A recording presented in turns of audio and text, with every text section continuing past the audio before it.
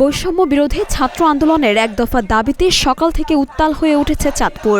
ছাত্র জনতার ওপর দফায় দফায় হামলা চালিয়েছে ছাত্রলীগ ও যুবলীগ। এ সময় প্রতিরোধের জন্য শিক্ষার্থী ও জনতা ধাওয়া পাল্টা ধাওয়া শুরু করলে রণক্ষেত্রে পরিণত হয় চাঁদপুর শহর।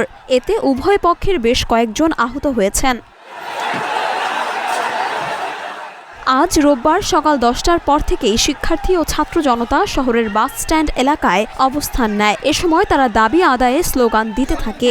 পাশেই অবস্থান করে পুলিশ বাহিনীর সদস্যরা। বেলা 11:15টায় হঠাৎ করে ছাত্রলীগ যুবলীগের কর্মীরা দেশীয় অস্ত্র নিয়ে তাদের উপর হামলা করে। এ সময় বেশ কয়েকজন শিক্ষার্থী ইটের আঘাতে রক্তাক্ত হন। পরে সংঘবদ্ধ হয়ে শিক্ষার্থীরা প্রতিরোধ করেন। এতে এলাকা জুড়ে রণক্ষেত্র পরিণত হয়। ধাওয়া পাল্টা ধাওয়ার সময় পুলিশ বাহিনীর সদস্যরা নিরাপদ দূরত্বে সরে যান।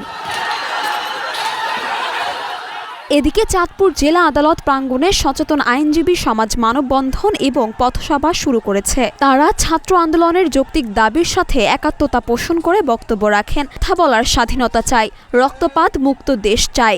সাধারণ ছাত্রদের রক্তের হোলি খেলায় যারা মেতে উঠেছে তাদের দৃষ্টান্তমূলক শাস্তি চাই।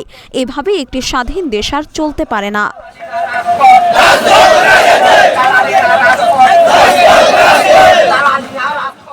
মরিয়ম মিম, ঢাকা পোস্ট।